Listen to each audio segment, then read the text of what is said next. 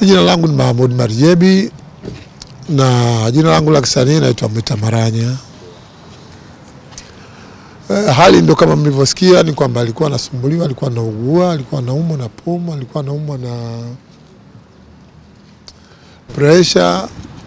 Ndo kama hivyo hali kufikia pahali amekoma, ametangulia.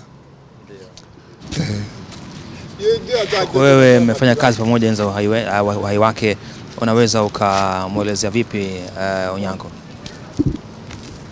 Kwangu mingi Onyango alikuwa kama mwalimu wangu kwanza.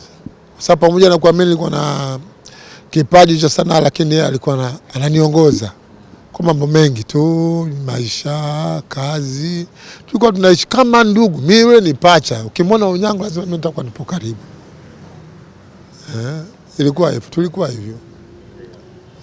Kipande gani ambacho nakumbuka cha kazi ambayo mlifanya na kilienda mjini sana?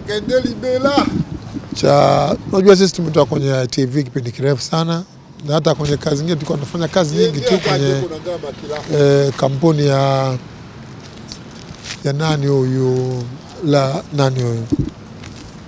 kuna mara mmoja na kampuni moja inaitwa na kampuni nyingine tulikuwa Tanga kwenye kambi tulikuwa kule.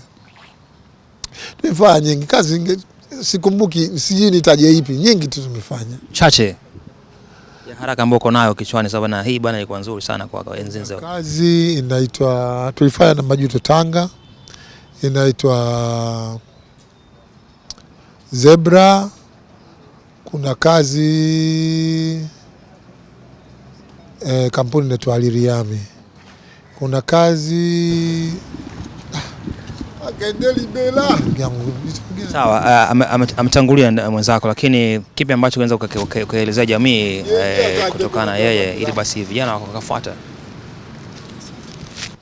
Nidhamu, uvumilivu na kujituma katika kazi ndio nguzo kubwa ya sanaa. Ninyi mlikuwa watatu. Ndio. Ni mchezo gani ITV mnakumbuka mkiwa watatu? Tukiwa ITV kuna mchezo ambao na uko mingi. Kuna mmoja unaitwa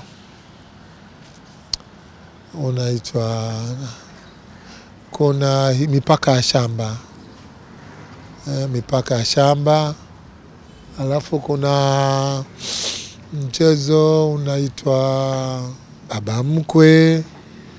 Kuna mchezo unaitwa Harusi, ambayo hiyo rafiki zangu walinichangia pesa kwa ajili ya kufanya harusi. Nikaona zile pesa ziko nyingi, gharama zitakuwa kubwa, nikaamua kwenda kuoa nyumbani. Nikaondoka na zilela, nikaenda kuoa nyumbani. Niliporudi watu wakanifuata kwa sababu maandalizi alikuwa ashafanya, taarabu, sijui ngoma, sijui nini, sijui beni, sijui ukumbi. Wakaambia mimi nimeshaoa, kwa nini nitumie hela nyingi wakati harusi ni pesa kidogo tu? Wakanambia hapa tutamwaga damu hapa. Nikaambia basi iwe hivyo. Hatimaye na mimi nikatoka na panga, ikawa sasa msagurano, unajua tena. Na mvumilivu, kuvumilia ilikuwa inatakiwa kazi, lakini wao wenzangu walikimbia wakaniacha. Sawa, sanaa kwa kipindi kirefu imekuwa mlikuwa mkifanya, lakini mpaka sasa hizi naona ipo. Labda nini ambacho unaona kimeongezeka, ambacho nataka kuongezeka zaidi? Sanaa bwana kila siku inabadilika kutokana na wakati. Si sanaa yetu ilikuwa vingine na sasa hivi sanaa iko vingine. Lakini ndio maendeleo yenyewe ya sanaa. Na mabadiliko kwa makubwa na kutokana na sisi tulivyokuwa tunafanya na sasa hivi makubwa. Maendeleo naweza kusema. Kwa asili yako ni ya Musoma? Hapana, mimi sio mtu wa Musoma. Mimi Manyema bwana.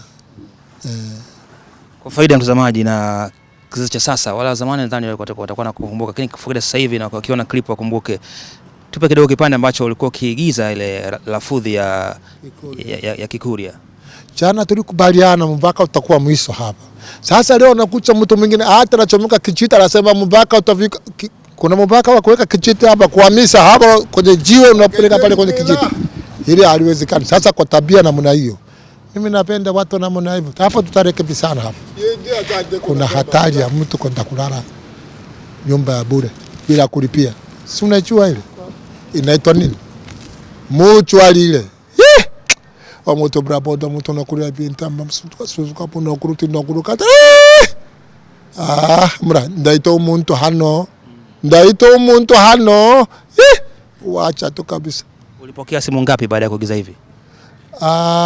Lini kwenye unasema? Ulipokea simu ngapi wakati kuigiza hivi? Unajua baba ndugu yao? Nyingi sana. Wengi wanajua mimi ni Mkuria.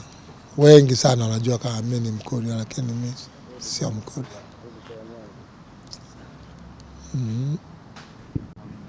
Naitwa Joshua Joseph Isa, ni mtoto wa 7 wa mzee Onyango. Mzee Onyango alikuwa akipatiwa matibabu katika hospitali ya jeshi iliyokuwepo Lugalo.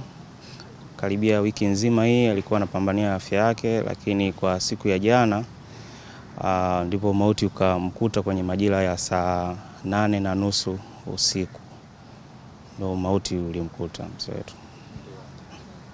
Taratibu zikoje? Taratibu kwa sasa hivi ndio familia imekaa ndani tunaendelea kupanga ili tuje tuangalie tutatoa lini kwamba mzee wetu atahifadhiwa. Lakini mpaka sasa hivi bado mazishi hatujapata siku ya kumhifadhi mzee wetu. Sehemu ya kumpumzisha mzee bado hivyo vyote bado. Labda ungetamani jamii mkumbuke kwa kipi mzee wako? Mkumbuke kwa sanaa zake ambazo alikuwa akizifanya kutokea miaka hiyo ya zamani mpaka sasa hivi.